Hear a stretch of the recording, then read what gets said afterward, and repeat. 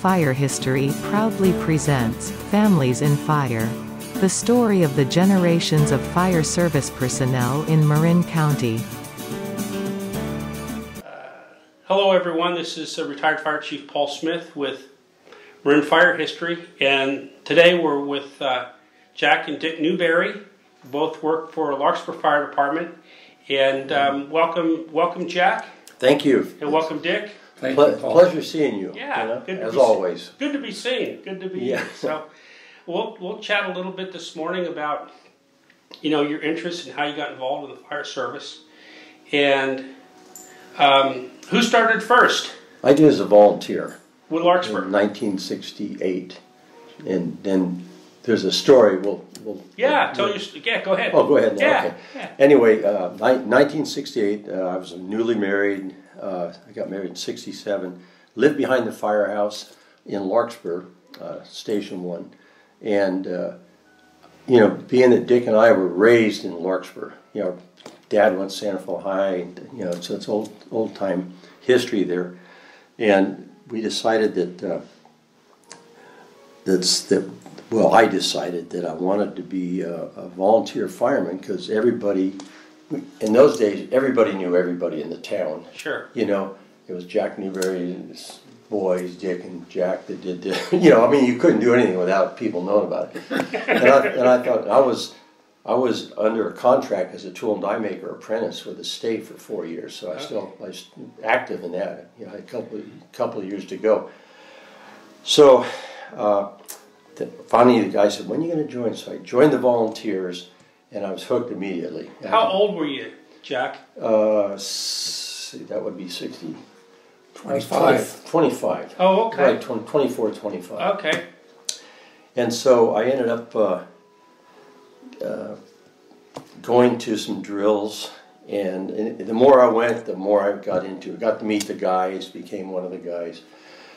And so then this Craig came to me and said, "Jack, I don't want to tell the whole story, but we had two firefighters that got blown back with Paul Smith, and in fact, he was from Florida Big Buy, and Gary Dignan.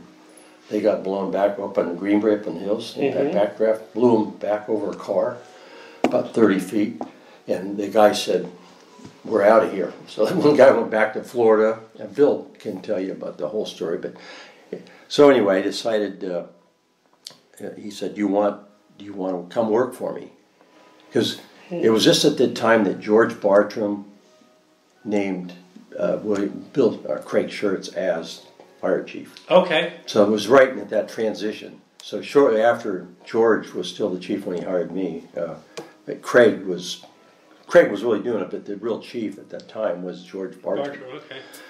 And so I ended up said, "Well, sure, I'd love to join. I'd be honored to join." So I was a volunteer, and then he came one day, and after that, those guys got hurt or just got had that incident. He said, "Hey, I'm going to have some openings. You want to come to work?" And I said, "Well, I can't because I'm a tool and die maker. I'm under apprenticeship. I got another year to go on my apprenticeship with the state, and I didn't want to disappoint the company that hired me because I was working up to a good position." So he says, "Do you know anybody that would need a job?" And my brother and I worked in Corte Madera at H. Koch and Sons at the time. And I said, "My brother, he works down there at H. Koch and Sons with me, and he's in another division." So we were burning an old building, the old Presbyterian building that was at the corner of, initially it was at the corner of Magnolia and... William. No, where Scott... Eastman Hall is but it was the building. Yeah, it was Eastman Hall. Okay, so it was right on Magnolia. It was right across from LCM School. Right. I forget the name. Right. Anyway, you go to Magnolia, you're heading towards Corte Madera. Yeah, it's right. Yeah. It was right there. So they moved this building down to William Avenue, just beyond the old railroad tracks, and we were having a controlled burn. So it was. I told Dick about it. I said, "We're having this burn. You ought to come and watch it." And that's where I came in. He said, "We're burning this building Saturday. You want to come in?" I said, "Sure. I'm not doing anything."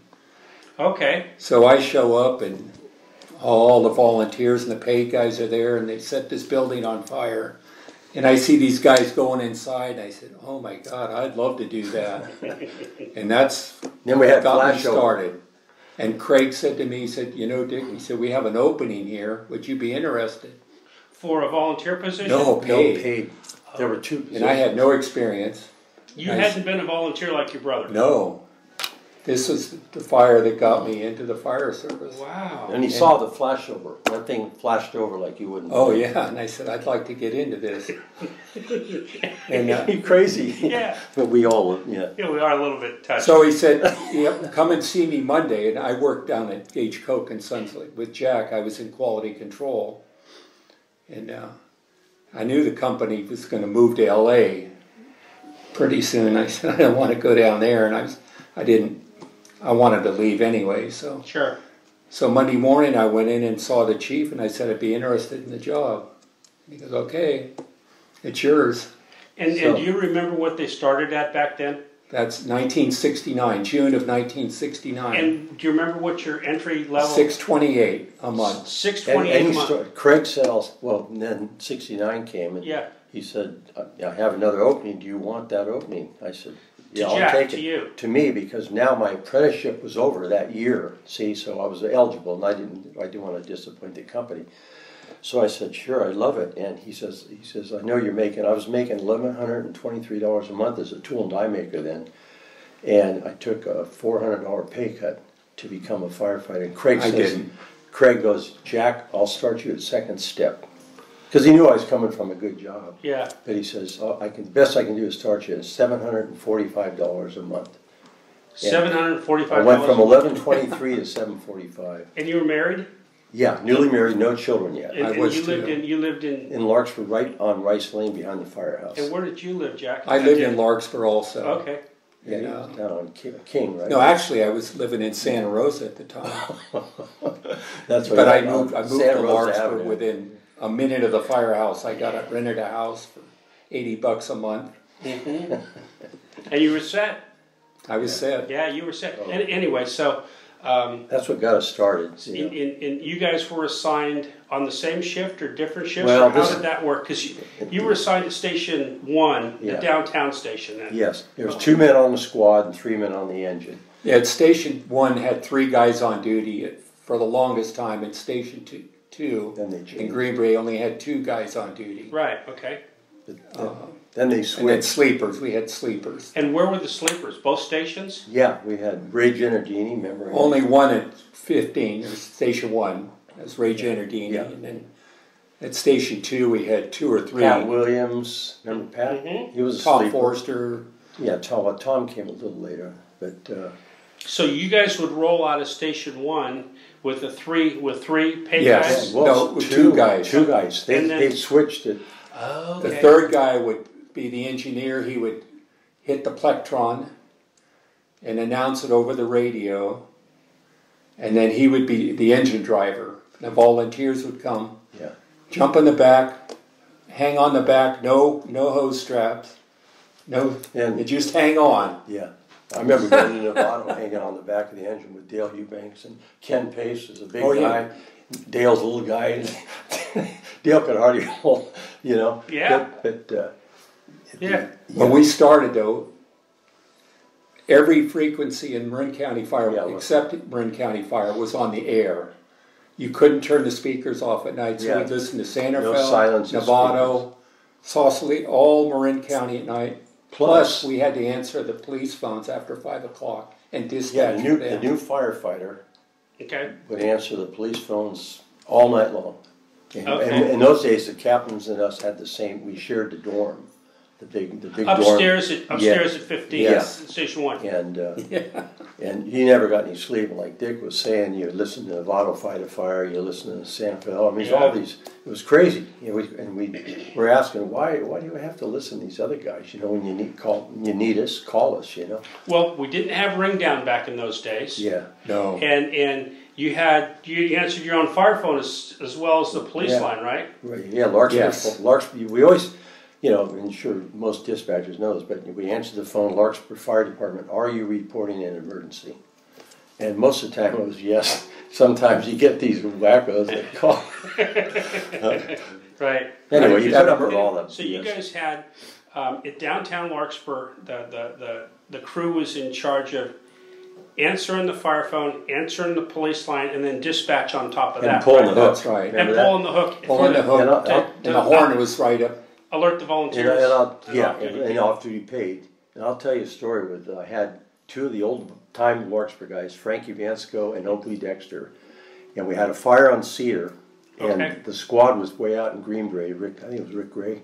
He was out in Greenbrae with, they were training or doing something, but I was a houseman, stuck, 15 to roll the engine. And so the phone started lighting up, and I just looked out real quick. I thought, oh shit, this is a working fire. And so I went in, dispatched it, hit the plectron, Larkspur reporting, a while, there was grass fire in those days, I think it was, going up the hill above Cedar, the homes up on top. I pulled the hook, and it went 4 rounds of 7, and nobody showed up.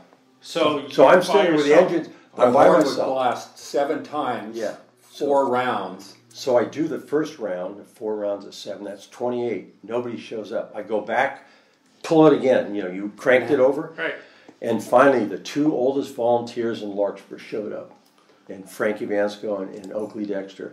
And I said, get on the back, we're going. I can't wait, this thing's building. I'm watching it start to really go up the hill. We would have lost homes, or got into those homes.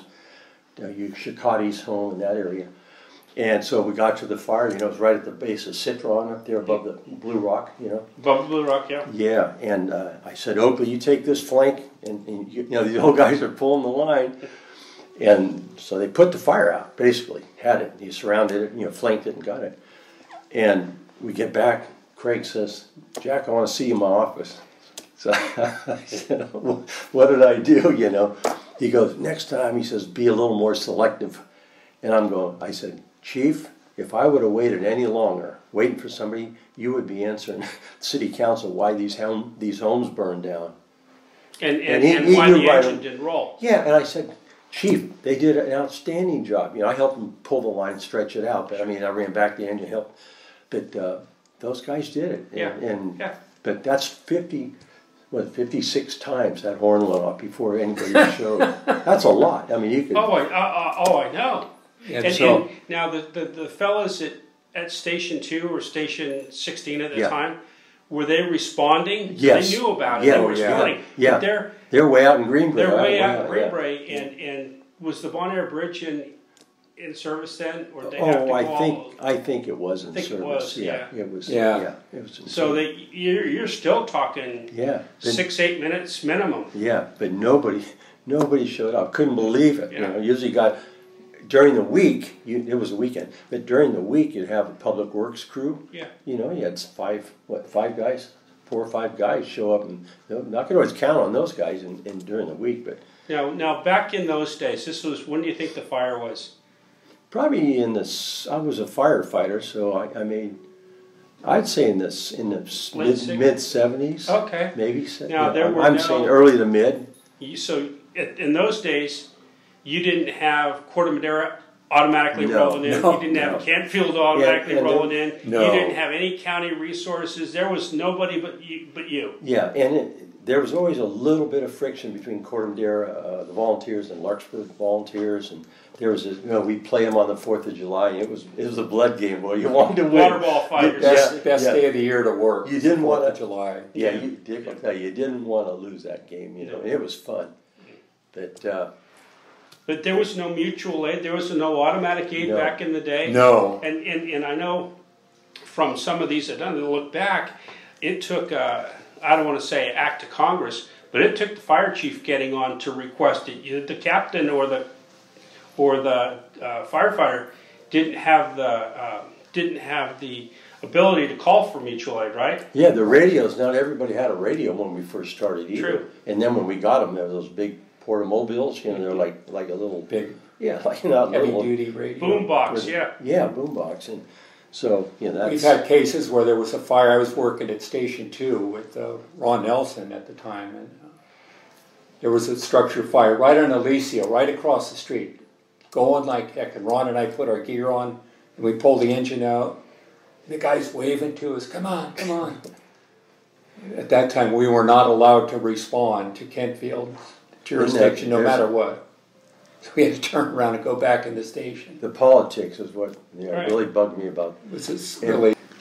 So this is one of the things we'll talk about too. Well, what's changed in the last Oh my gosh! Yeah. 68 to to here we are in 2022, and it's The camaraderie was so different back then because we had a softball team, and we'd play, all the other fire departments had a softball team. and it was competitive. Very competitive, but afterwards we'd have a barbecue, and you get to meet all the firefighters Yeah. from A lot of Novato. social. Oh, Water Really good. District had a team, yep, Yep. and Step. the camaraderie was really really good. fantastic. Yeah, it Well, was. part of that too is if you had the softball game at Corte Madera Park or at College of Marin, everybody lived close, so it's like a 5-minute ride from your house to. You had to live close. Yeah, you had to. Yeah, you couldn't move out of town. Yeah, it's changed a lot. Yeah, we've had some, you take a look. You have the camaraderie of the baseball, And the they started, softball games, and all that. That was just a lot of fun. They started a fire science program at the college then too, and then EMT class, very first one. I was in that very first EMT class with Doug Archer from our department, and I think Mary Annie might have been in it for Kentfield. I can't remember, but it was taught by a doctor, a cardiologist, Dr. William Kay, and then a nurse, Virginia Carrieri, who was a pulmonary nurse. Where did you take the class? College of Marin? Yes, it was back in like 1971 or 2. Very first EMT class in Marin. And was it part of the nursing program then? Part of the fire science program. Oh, okay. Very first class. Wow. Yeah. Wow. And it was a tough class. I remember that. And we had the Tamalpais Retirement Center, the tallest building in Marin at the time. It was. We had 11 stories. 2 good working fires there. We had several fires, major fires in the building, and this one particular fire, we were trained to go to the floor below, but never had a problem. In this one particular fire, we went to the fire floor. There was 5 of us in the elevator, and the door opened up, and you couldn't see your hand in front of your face. Black. It's like, oh my God. Yeah. It was so dark. Ranger, and I don't know if you were with him that time when he went right by the fire, the seat of the fire. It was running down the carpet. Yeah. Oh, so it's in the hall. Black smoke. Yeah. No, it's in an apartment, but it started in the maid's car. Yeah, cart. Yeah. And it got onto the floor and just running the carpet down the hall. Yeah, we used to. Yeah, the procedure was initially to vent, shaped like a T. Right. To vent the top of the T. And I forget what room numbers they were. It's Right. consistent all the way up. And God, I guess Harlan Berry was there at one of those, because this is a big building. Oh, and we hadn't had any real big fires. And he looked at that black, and as soon as we opened that vented, man, the smoke, the southerly winds were just filling that T up with black smoke. And so as soon as it was vented, he saw that smoke, that he thought the whole building was going, I think is what somebody remembers saying. Yeah. Harlan was just like, oh my God, we're going to lose the building. But it was just... The other one I remember working with one or both of you guys was, we loved our careers. Come out the other side. If you guys were going to do it again, what do you think? In a minute. Huh? In a minute. Oh, in a minute. It's the best job in the world. We have... I I love my job. Didn't you? Yeah. There was some sad days in there too, believe me. I never regretted going to work one day. I mean, I couldn't wait to get to work, really, and just with the guys, and Right. But like Dick said, we had with that Jim Nevin. Yeah. I was on duty that day. Yeah, and that was a sad. This is a dangerous job, and here we are sitting here today, and telling everybody how much we loved our careers. But there is a dark side to some of this stuff. Oh, it really is, and it's the best job in the world. Like Dick was just saying, best job in the world. Do it again in a heartbeat. Yeah. But there's no getting around the tragedies too. Well, we feel very proud to have been firefighters. Oh. Now we have 2 I have 3. Well, Dick does too. He's got a son and 2 nephews. I have 3 nephews that are firefighters, all of them. And my son's a captain with Cal Fire. What married you in it? Napa Lake. Oh. He was in the training for 2 years. And then our sister has, Now he's a strike team leader. He's the yeah, he'll be a battalion chief. huh? I say he'll be a battalion Oh, chief. yeah, he's- well trained. And How long has he been with Cal Fire? Almost 20 years. Oh, okay. He's been So he's all these big fires in Sonoma, Napa. Yeah. The last 5 years have been brutal up here. They actually Yeah. did a special on him, a stress. PBS did a special, and he was featured in it Oh wow.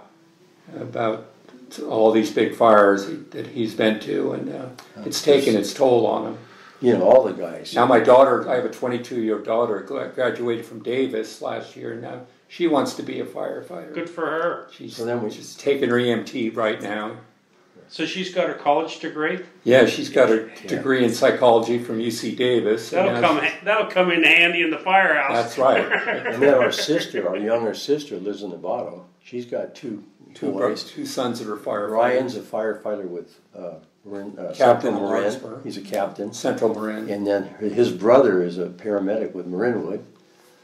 What's the last name of the Day. Ryan Day. Ryan okay. Day. Okay. And then his son, Sean Day, works for Marinwood as a paramedic. Okay. And I have to keep my so eye we have out. those two and Dick's boy. And then even a while back, my son's a dentist here now, but when he was living in Cambria, he was a volunteer firefighter, and trained by CDF down there in San Luis Obispo County, I guess that is.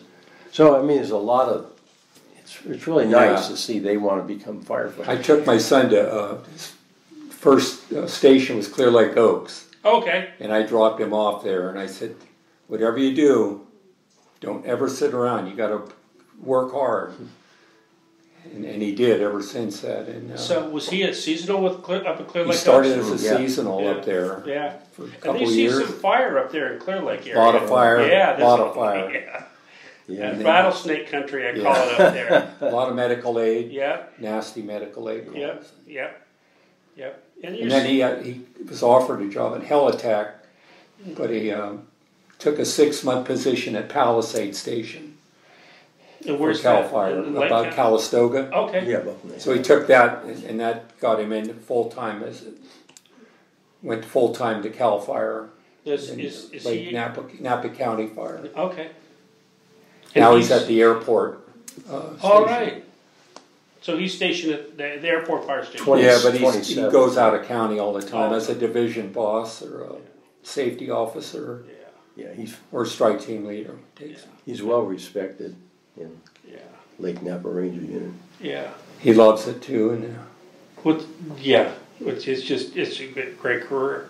And you look at the changes, you guys saw, and, you talk to your son, and it's like, you're both firefighters, you both love your job, but look at the difference, the stuff he's dealing with today in the 2000s Yeah. versus the stuff you were dealing with in the 70s and the yeah, 80s. It's the same job, right? yeah. Just Fires are a bigger lot better fires. today. Yeah, bigger fires.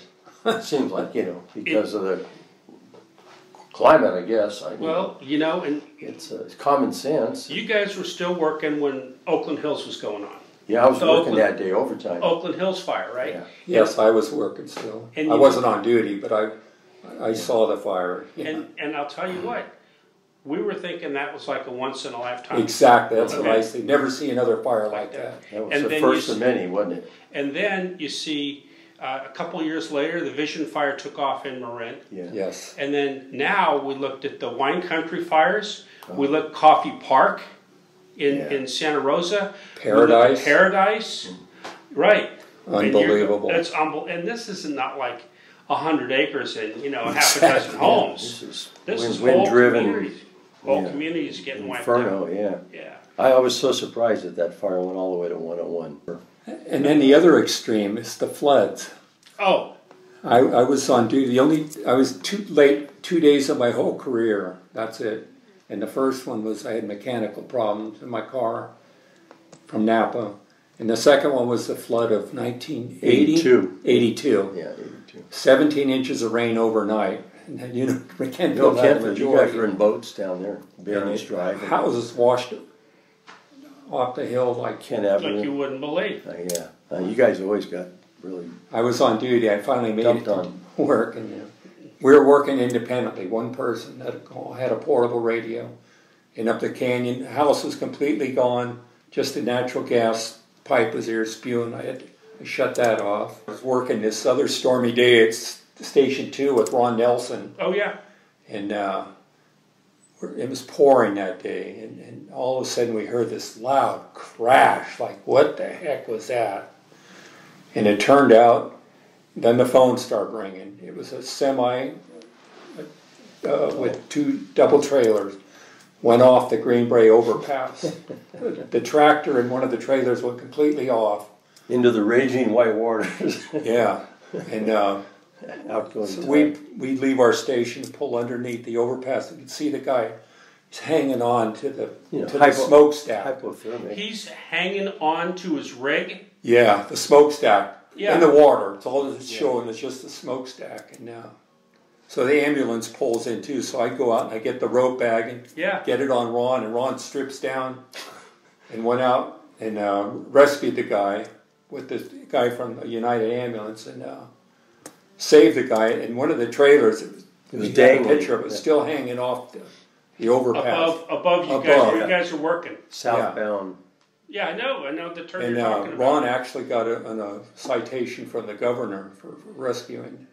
That guy. I mean, just jumping in the bay like that. We used to duck out there, and it's cold. There was some pretty good current because the Oh, water was a lot of rain. And the storms too. Yeah. The tides, yeah. That was a memorable call. Yeah. I'll tell you, we had our share. Good memories, though, mostly. You know, Yeah. very good memories. Yeah. And the guys we work with throughout the county. Okay, bye. The retirement dinner we had was fabulous. They put on a big retirement dinner for both of us at the Corner Madera Rec Center. So you guys started within a year of each other, and you retired the same day. Yeah. What's the chances of that? Yeah, Now, we just decided, let's go together. we decided. had over 63 years between us. And I guess I didn't count my volunteer time. But, You know it's time to go.